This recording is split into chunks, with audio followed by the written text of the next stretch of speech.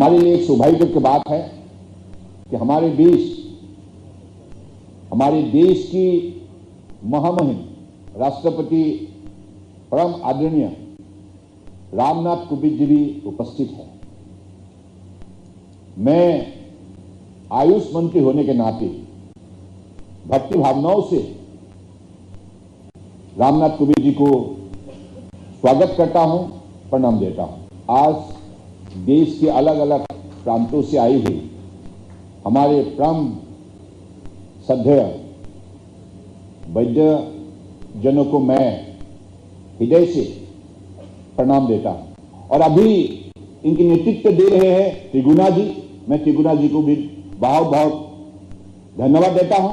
अखिल भारतीय आयुर्वेद महासम्मेलन आज महाकाल की पावन नगरी उज्जैन की महाकवि कालिदास अकादमी के भव्य परिसर में भारत के महामहिम राष्ट्रपति डॉक्टर रामनाथ कोविंद के करकमलों से आयुर्वेद का 61वां अधिवेशन संपन्न होने पर गौरवान्वित हो रहा है।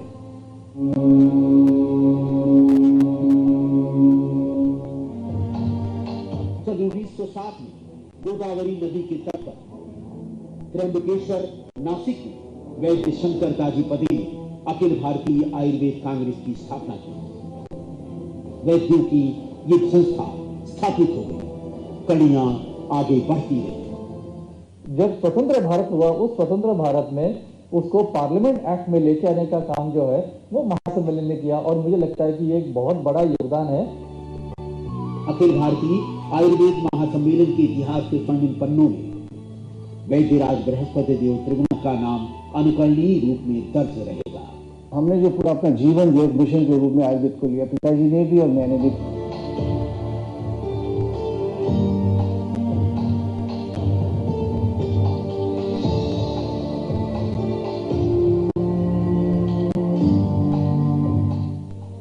आयुर्वेद महापुरुषों की स्मृतियों को ताजा करके पहले कैलेंडर निकाला गया, फिर भारतीय डाक विभाग द्वारा डाक टिकट जारी किया गया। 12 महान हस्तियों के सम्मान में डाक टिकट भी जारी किया गया है। वैसे त्रिगुणा जी का तो परिवार ही यहाँ मौजूद है। कोरोना महामारी काल में आयुष मंत्रालय और विशेषज्ञों में प्रमुख रूप से शामिल पद्म भूषण देवेंद्र त्रिगुणा ने आयुर्वेद काढ़ा निरोग बनाने के लिए सुझाया। प्रधानमंत्री श्री नरेंद्र मोदी के साथ संवाद करते हुए 10 लाख रुपए प्रधानमंत्री राहत कोष में अपनी ओर से दिए। धन्वंतरी भवन पंजाबी बाग नई दिल्ली के चौथे खंड में 6 मंजिला भवन का भूमि पूजन संपन्न हुआ, जो अब आकार ग्रहण कर रहा है।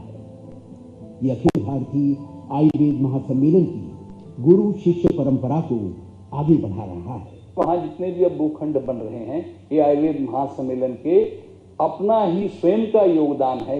वैज्ञानिक धरातल पर अनुसंधानों की फेहरिस्त ने योग और आयुर्वेद के विशद ज्ञान का पक्ष आज सर्वत्र मुखरित हो रहा है। WHO global centre for traditional medicine के लिए ये सेंटर दुनिया भर में फैली पारंपरिक चिकित्सा से सहयोग से दुनिया के लोगों को बेहतर मेडिकल सॉल्यूशन देने में मदद करेगा। हमें गर्व है कि आयुर्वेद समूचे राष्ट्र में स्थापित होने के साथ विश्व पटल पर भी अपनी पहुंच बनाने में सफल हुआ है। आज इस पावन अवसर पर मैं आयुष मंत्रालय की ओर से अखिल भारतीय आयुर्वेद महासम्मेलन और पद्म भूषण वैद्यराज श्री देवेंद्र त्रिगुणा जी को अपनी शुभकामनाएं देता हूँ। आज अखिल भारतीय आयुर्वेद महासम्मेलन और वैद्यराज देवेंद्र त्रिगुणा दोनों एक दूसरे के पर्याय बनकर विश्व पटल तक सर्वे भवन्तु सुखिनः सर्वे सन्तु निरामया को चरितार्थ कर रहे हैं।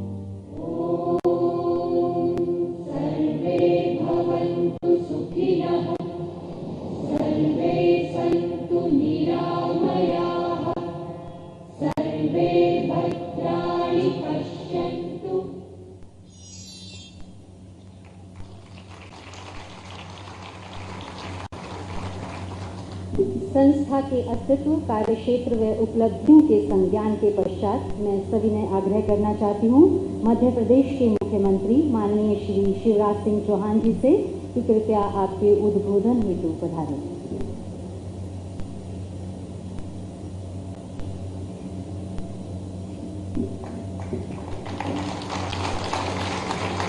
बोलिए महाकाल महाराज की, धन्वंतरी भगवान की, भारत माता की, भारत के राष्ट्रपति की।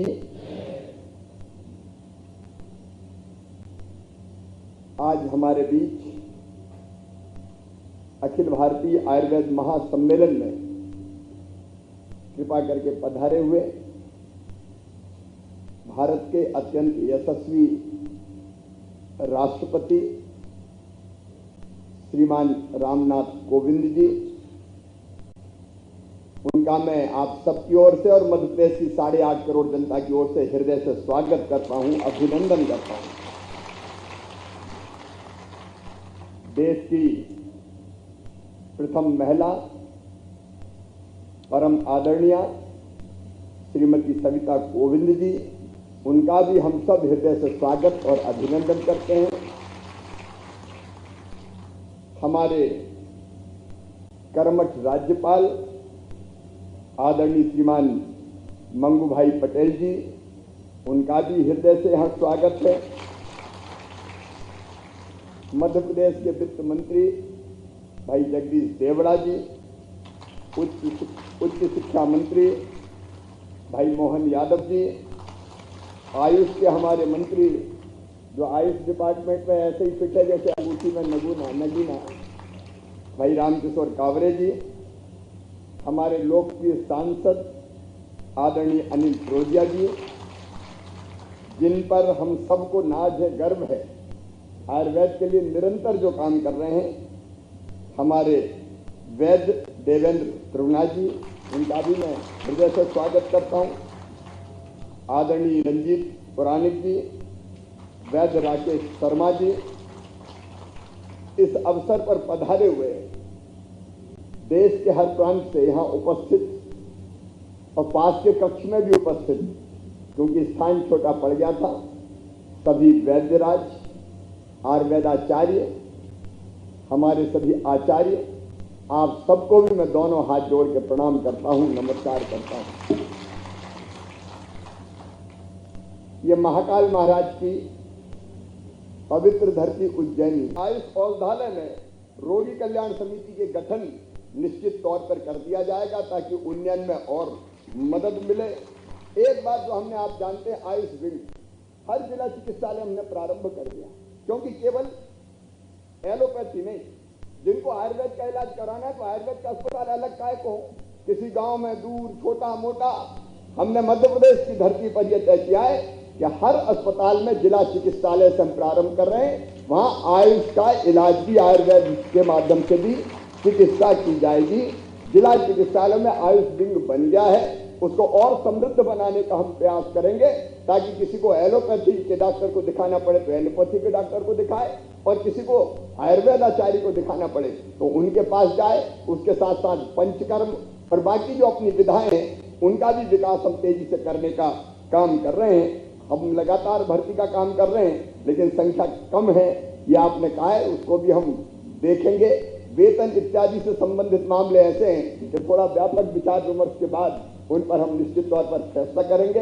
एक बार मैं फिर महामहिम राष्ट्रपति महोदय का, उनके चेहरे पर तेज है, वाणी में ओज है, सरस्वती उनकी जिह्वा पर विराजती है, और सचमुच में वो ऐसा संदेश छोटे छोटे देशों की यात्रा करके भी, बड़े देशों की तो की है, उनने भारत के महान संदेश को पूरी दुनिया में फैलाने का काम किया है। मैं एक बार फिर उनका हृदय से स्वागत करता हूं, अभिनंदन करता हूं, और आप सबका भी अभिनंदन करते हुए, आप सबको प्रणाम करते हुए, आश्वस्त करते हुए कि आयुर्वेद के प्रचार प्रसार में, बढ़ाने में, शोध में मध्य प्रदेश कोई कसर नहीं छोड़ेगा। मैं अपनी वाणी को विराम देता हूं। बहुत बहुत धन्यवाद, प्रणाम, नमस्कार।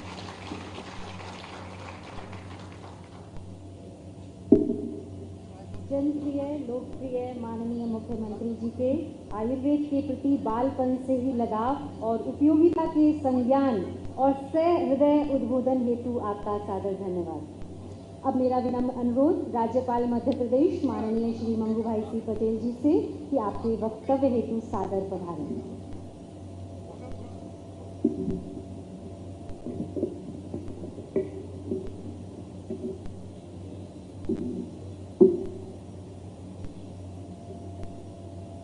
कालिदास संस्कृत अकादमी